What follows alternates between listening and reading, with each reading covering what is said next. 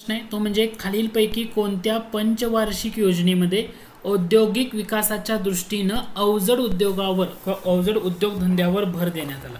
अवजड उद्योगधंद्यावर भर कोणत्या योजनेमध्ये देण्यात आला तर ही दुसरी पंचवार्षिक योजना. आपल्या लक्षात येतं ना, पहिल्या पंचवार्षिक योजनेनंतर दुसऱ्या पंचवार्षिक योजनेमध्येच टार्गेट ठेवण्यात आलं होतं. ओके, त्यात आणि आपण या टाईपचा म्हणजे अशा प्रकारच्या योजनेचा सर्वप्रथम वापर आपण कोणत्या देशाकडं करण्यात आला होता तर रशियामध्ये केला होता. रशियाचंच आपण तिकडून कॉपी पेस्ट केलेलं आहे, हे लक्षात असू द्या. आता भारतामध्ये जर बघितलं तर दुसऱ्या पंचवार्षिक योजना म्हणजे महालनोबिस प्रतिमान. कोणतं प्रतिमान? महालनोबिस प्रतिमान. या प्रतिमानाचा या ठिकाणी वापर करण्यात आलेला आहे. आता याच्यामध्ये दुसरं औद्योगिक धोरण त्यानंतर याच पंचवार्षिक योजनेमध्ये म्हणजे 30/4/1956 ला दुसरं औद्योगिक धोरण राबवण्यात आलेलं होतं.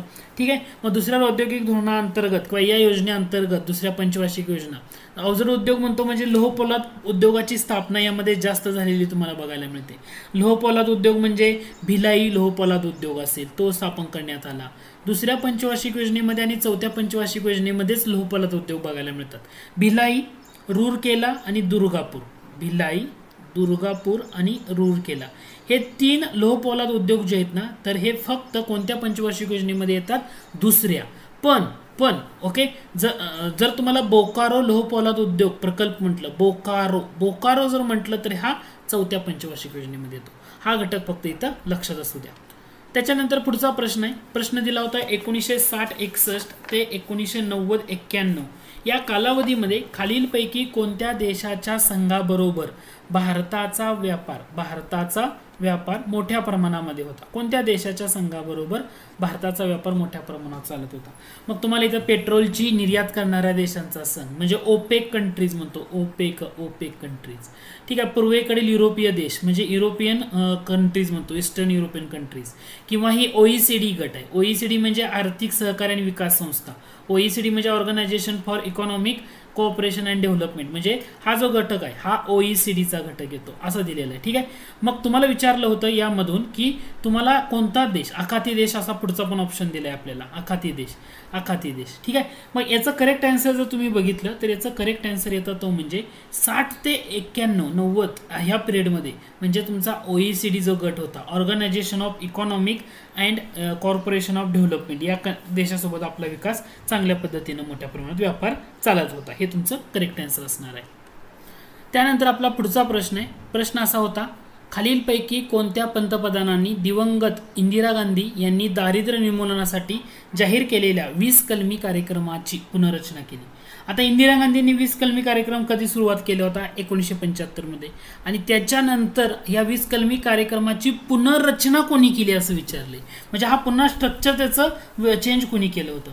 तुम्हाला राजीव गांधी दिले, नरसिंहराव दिले, VP सिंग दिले आणि वरीलपैकी कोणतंही नाही असं केलेलं आहे. ठीक आहे, याचं जर करेक्ट आन्सर बघितलं तर राजीव गांधी हे तुमचं करेक्ट आन्सर यामध्ये बघायला मिळतं. राजीव गांधींनी तिसऱ्यांदा 20 कलमी कार्यक्रमाची पुनर्रचना 1 एप्रिल 1987 ला केली. म्हणजे 75, 82, 87 असं काहीतरी ते 20 कलमी कार्यक्रमाची पुनर्रचना केलेली बघायला मिळते. म्हणजे इंदिरा गांधींनी काय केलं होतं, देशामध्ये जेव्हा 25 जून 1975 ला आणीबाणी जाहीर करण्यात आली, पंचवार्षिक योजना बाजूला ठेवल्या होत्या आणि अशा प्रकारे 20 कलमी कार्यक्रम होता ज्याच्यामध्ये दारिद्र्य निर्मूलन, रोजगार, ग्रह, शिक्षण किंवा असे जे महत्त्वाचे घटक आहेत याच्यामध्ये भारतीय जीवनमानाचा स्तर उंचावणं हा उद्देश ठेवण्यात आलेला होता. त्यामुळं पुनर्रचना कोणी केली म्हटलं? तुमचं उत्तर असणार आहे राजीव गांधी. ओके, 1982 ला पण एकदा झाली होती आणि 87 ला झाली होती, 1 एप्रिल 1987. तिसऱ्यांदा जी झाली होती ना ती 1 एप्रिल 1987 ला होती. हे पण लक्षात ठेवू शकता. इंदिरा गांधी यांच्या नंतर म्हटले ना. ओके, 1 एप्रिल 1987 ला एक तिसऱ्यांदा झालेली पुनर्रचना होती 20 कलमी कार्यक्रमाची. पुढचा प्रश्न आहे, भारतातील दांडेकर आणि रथ यांचा अभ्यास खालीलपैकी कोणत्या क्षेत्राशी? आपलं लक्षात येतं ना, नियोजन प्रक्रिया, आंतरराष्ट्रीय व्यापार, दारिद्र्याचा अभ्यास. ओके, दांडेकर रथ म्हणलं की दारिद्र्याचा अभ्यास आपल्या लक्षात येतं. कारण दांडेकर रथ या दोघांनी प्रतिदिन 2250 कॅलरी, प्रतिदिन किती कॅलरीचं म्हणतोय आपण? 2250 कॅलरी एवढा गरज असल्याचं मत व्यक्त केलं होतं. ठीक आहे, आणि या दोघांनीही जेव्हा गरिबीची व्याख्या ठरवण्याचा प्रयत्न केला तेव्हा त्यांनी प्रतिवर्ष किती रुपये? प्रतिवर्ष 180 रुपये एवढा खर्च आहे ना तो ग्रामीण भागासाठी सांगितला होता. प्रतिवर्ष 180 रुपये खर्च ग्रामीण भागासाठी आणि प्रतिवर्ष 270 रुपये खर्च हा शहरी भागासाठी. आणि याच्यानुसार त्यांनी अपेक्षित धरला होता आणि त्याच्यानुसार त्यांनी दारिद्र्याचं मोजमाप केलं होतं. म्हणजे 2 घटक सांगतोय. दांडेकर वरत या दोघांनी प्रतिदिन 2250 कॅलरी निकष एवढा त्यांनी सांगितला होता. आणि गरिबीची व्याख्या ठरवण्यासाठी प्रतिदिन 180 प्रतिवर्ष 180 रुपये एवढा खर्च ग्रामीण भागासाठी, प्रतिवर्ष 270 रुपये खर्च शहरी भागासाठी अपेक्षित धरला होता. आणि यानुसार त्यांनी दारिद्र्याचं मोजमाप केलं असता त्यांना 1968-69 मध्ये जे ग्रामीण भागामध्ये दारिद्र्य आढळलं ते 40% होतं. ग्रामीण भागातलं दारिद्र्य किती होतं? 40%. शहरी भागातलं दारिद्र्य होतं 50%. हे त्यांच्या लक्षात आलेलं होतं. म्हणजे हा घटक आहे. सिंपलचा प्रश्न होता, करेक्ट आन्सर येतो. पुढचा प्रश्न बघा. प्रश्न आहे मनरेगाच्या बाबतीत खालीलपैकी कोणतं विधान खरे नाही? मनरेगा योजना. ओके. पहिलं विधान, या योजनेच्या लाभार्थ्यापैकी कमीत कमी 33% लाभार्थी महिला असणे आवश्यक आहे. बरोबर का? डेफिनेटली बरोबर आहे की 33% लाभार्थी महिला असणं गरजेचं आहे. वेतनाचं वाटप हे केवळ बँक आणि पोस्ट ऑफिस खात्यामधूनच व्हायला हवं. बरोबर आहे. ही योजना ग्रामीण कुटुंबातील सर्व प्रौढांना कमीत कमी 100 दिवसांचा सगळ्यांना पोहोचवते का? या योजनेअंतर्गत काय केलं जातं? जो ग्रामीण भाग आहे त्या ग्रामीण भागामध्ये असणारं प्रत्येक कुटुंब आहे, ग्रामीण भागातल्या प्रत्येक कुटुंबामध्ये जे अकुशल काम करू इच्छिणाऱ्या प्रौढ व्यक्ती, म्हणजे सगळ्यांनाच केलं जातं असं नाहीये, अकुशल काम करू इच्छिणाऱ्या प्रौढ व्यक्तींना 100 दिवसाचा रोजगार पुरवण्याची तरतूद आहे याच्यामध्ये. आणि हे जे प्रौढांना दिलं जाणारं वेतन असणार आहे तर हे वेतन शेतमजुरांना म्हणजे संबंधित राज्याच्या शेतमजुरांना दिल्या जाणाऱ्या वेतनाच्या प्रमाणामध्ये असावं. आणि हे वेतन ठरवतं कोण? राज्य सरकार ठरवतं. पण याच्यासाठी केंद्र सरकारनं काही गाईडलाईन दिले. समजा केंद्र सरकारनं सांगितलं 100 रुपयेपेक्षा कमी पेमेंट असू नये, तर राज्यांना देताना या 100 रुपयेपेक्षा जास्तच द्यावं लागतं, कमी देऊन जमत नाही. म्हणून या ठिकाणचं तिसरं विधान चुकीचं ठरतं. रिझन सर्व प्रौढांना म्हणतोय, सर्व प्रौढांना या ठिकाणी येणार नाही, हे लक्षात घ्या. त्याच्यामुळे हे विधान चुकीचं आहे. ही योजना लेबर इंटेन्सिव्ह कामे पुरवते, म्हणजे श्रम प्रधान कामं पुरवते, हे बरोबर. त्यानंतर पुढचा प्रश्न बघा. प्रश्न आहे गिनीचा गुणांक खालीलपैकी कोणत्या सामाजिक प्रश्नांचं मापन करतो? गिनीचा गुणांक उत्पन्नातील असमानता, देशातील गरिबी अंतर, बेरोजगारी कशाचं करतो? गिनीचा गुणांक म्हटलं तर ही उत्पन्नातल्या असमानतेचं म्हणजे इनइक्वॅलिटीज इन इन्कम याचं मापन करतो. आता गिनीचा गुणांक नावच आहे ते उत्पन्नातली तफावत मोजण्यासाठी याचा वापर केला जातो. हे गिनीचा गुणांक म्हणजे गिनी नावाचा व्यक्ती होता, त्यांचं नाव होतं कोरॅडो गिनी. नाव काय होतं? कोरॅडो गिनी. ओके, ही व्यक्ती आहे गिनी. यांनी 1912 साली पहिल्यांदा या गिनी गुणांकांचं प्रकाशन केलेलं होतं. गिनी गुणांक याच्यानुसार काय होतं? जर समजा हा अंक 0 किंवा 100 असं 2 घटक होते.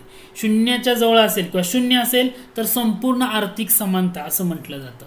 0 जर गिनी गुणांक जर 0 आला तर तो संपूर्ण आर्थिक समानता आहे असं म्हटलं जायचं. आणि जर गिनी गुणांक 100 आला तर हा अंक सर्वाधिक असणारी आर्थिक तफावत दर्शवतो. सर्वाधिक काय दर्शवतो? तफावत, आर्थिक तफावत दर्शवतो. म्हणजे गिनीचा गुणांकामध्ये हा एक पॉईंट आहे की ज्या पॉईंटवर तुम्ही थोडंसं फोकस करा. म्हणून गिनीचा गुणांक कोणत्या प्रश्नांचं मापन करतो? तर उत्पन्नातल्या असमानतेचं. त्यानंतर पुढचा प्रश्न सिंपलचाच होता, फक्त कराच्या संदर्भात विचारला होता. कराच्या संबंधात योग्य विधानांची निवड करा असं म्हटलं होतं. उत्पन्न कर हा प्रत्यक्ष कर नाही. आता उत्पन्न कर income tax. Okay, income tax हा काय प्रत्यक्ष कर नाही म्हणते, प्रत्यक्ष कर आहे तो. त्याच्यामुळे पहिलंच विधान चुकीचं आहे. प्रत्यक्ष कर मध्ये त्याच्यामध्ये तुम्हाला इन्कम टॅक्स असेल किंवा कॉर्पोरेशन टॅक्स असेल, संपत्ती कर, मालमत्ता कर, देणगी कर म्हटलं तो सुद्धा तुम्हाला प्रत्यक्ष करामध्ये बघायला मिळतो. देणगी कर, व्यवसाय कर. ओके, व्यवसाय कर, उत्पन्न कर तर डेफिनेटली असणार आहे. कॉर्पोरेशन टॅक्स किंवा त्याला आपण निगम कर असं मराठीमध्ये म्हटलं जातं, निगम कर, तो सुद्धा तुम्हाला प्रत्यक्ष करामध्येच बघायला मिळतो. किंवा तुम्हाला म्हटलं मालमत्ता कर हा प्रत्यक्ष आहे का अप्रत्यक्ष, तर मालमत्ता कर हा सुद्धा प्रत्यक्ष करामध्येच बघायला मिळतो. आता दुसरं बघा, वस्तू व सेवा, goods and service tax, indirect taxes. बरोबर आहे.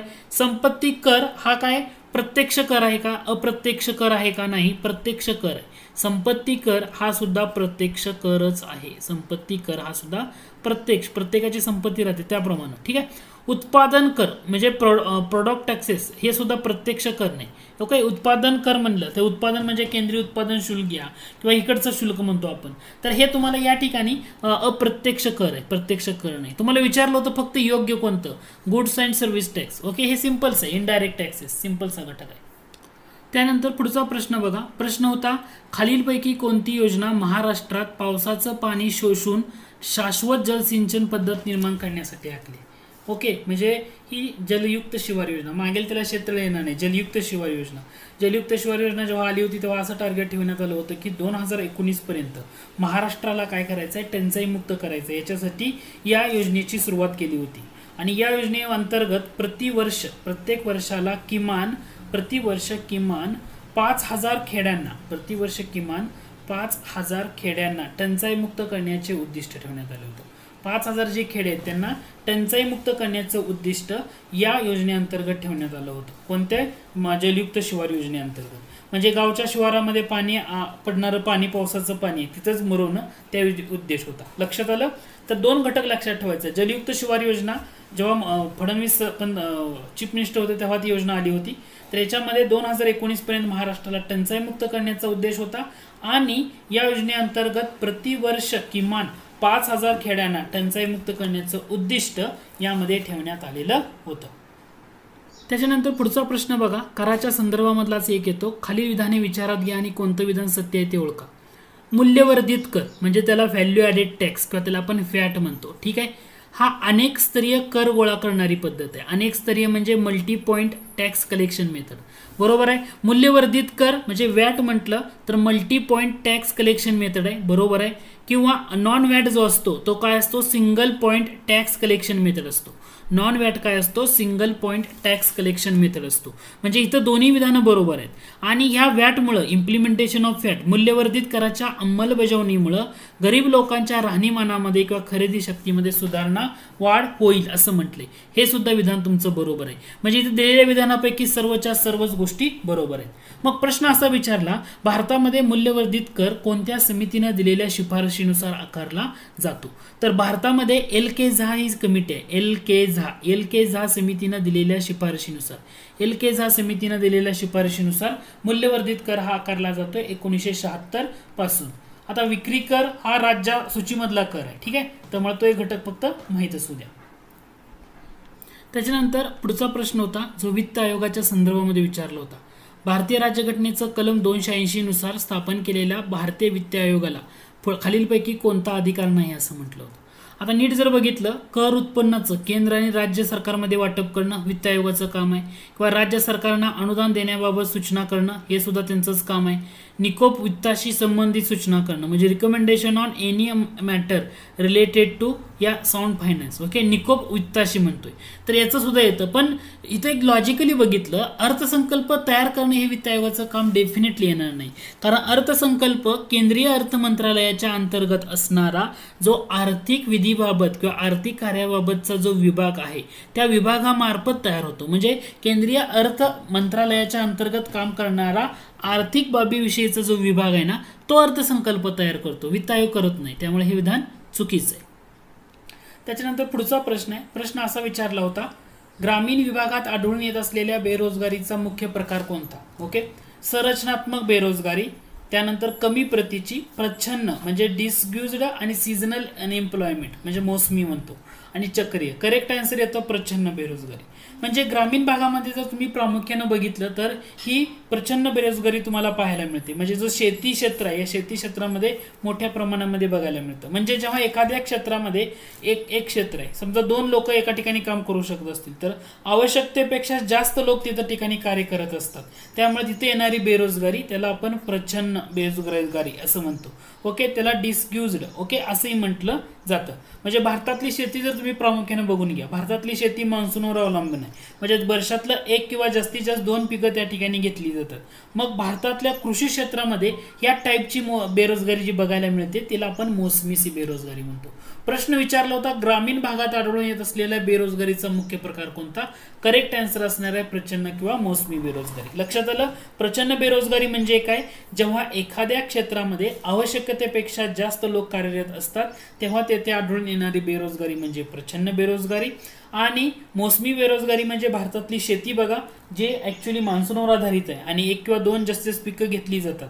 परिणामी कृषी क्षेत्रामध्ये किंवा शेती क्षेत्रामध्ये ही बेरोजगारी मोसमवर, म्हणून या ठिकाणी पर्याय क्रमांक 3 करेक्ट आन्सर आहे. पुढचा प्रश्न बघा. प्रश्न आहे मानव विकास अहवाल 1995 मध्ये लिंग सक्षमीकरण परिमाण म्हणजे जेंडर एम्पॉवरमेंट मेजर्स ही संज्ञा विकसित करण्यात आली आहे. ही संज्ञा खालीलपैकी काय दर्शवते? ही संज्ञा काय दर्शवते तर लक्षात घ्या, स्त्रिया आर्थिक आणि राजकीय क्षेत्रामध्ये सक्रिय सहभाग घेऊ शकत आहेत की नाही हे दर्शवतं. म्हणजे या ठिकाणी 1995 चा मुद्दा येतो. मग आता ही 1995 ला जे घटक तयार झाला म्हणजे कोणता? हा परिमाण जेंडर एम्पॉवरमेंट मेजर होता. ठीक आहे 1995 ला, परंतु हा नंतर आता चेंज करण्यात आलाय. 1995 ला GDI जेंडर डेव्हलपमेंट इंडेक्स आणि जेंडर एम्पॉवरमेंट मेजर असे 2 निर्देशांक होते आणि त्या दोघांच्या जागी कोणता नवीन निर्देशांक आलाय? आता ह्या 2 निर्देशांकाच्या जागी कोणता नवीन निर्देशांक आहे? म्हणजे सध्या जेंडर एम्पॉवरमेंट मेजर आणि GDI ह्या दोघांना रिप्लेस कोणत्या निर्देशांकानं केलं हे तुम्हाला कमेंट बॉक्समध्ये मेन्शन नक्की करायचं आहे. ठीक आहे. तर स्त्रिया आर्थिक आणि राजकीय क्षेत्रामध्ये सक्रिय सहभाग घेऊ शकत आहेत की नाही हे त्यातून तुम्हाला पाहायला मिळतं. कारण हे जे म्हणतो आपण लिंग सक्षमीकरण परिमाण किंवा त्याला जेंडर एम्पॉवरमेंट मेजर, तर जेंडर एम्पॉवरमेंट मेजर म्हणजे स्त्रियांचा सहभाग कन्सिडर केला जातो. कोणत्या कोणत्या क्षेत्रामध्ये? एक तर आर्थिक क्षेत्रामध्ये स्त्रियांचा सहभाग कसा आहे तो पाहिला जातो, किंवा एक तर राजकीय क्षेत्रामध्ये स्त्रियांचा सहभाग कसा आहे तो बघितला जातो, किंवा एक तर व्यावसायिक क्षेत्रामध्ये स्त्रियांचा सहभाग काय आहे तो बघितला जातो. आणि त्यातला आर्थिक आणि राजकीय असं 2 ऑप्शन इथं पर्याय क्रमांक 4 मध्ये दिल्यामुळे करेक्ट आन्सर तुमचं पर्याय क्रमांक 4 येतं. आता हे जर निर्देशांक काढताना काय केलं जायचं तर भारतीय संसद घ्या, तर संसदेमध्ये स्त्रियांची संख्या किती आहे ती बघितलं जायचं. समजा पदवीधर असणाऱ्या स्त्रिया किती आहेत आणि त्या प्रशासक किंवा व्यवस्थापक पदावर असणाऱ्या स्त्रिया किती आहेत, एखाद्या मिळालेल्या उत्पन्नामध्ये स्त्रियांचा वाटा किती आहे, असे बरेचसे घटक हा जेंडर एम्पॉवरमेंट मेजर काढताना वापरला जायचा. हे लक्षात ठेवा, महत्वाचा घटक आहे. ओके.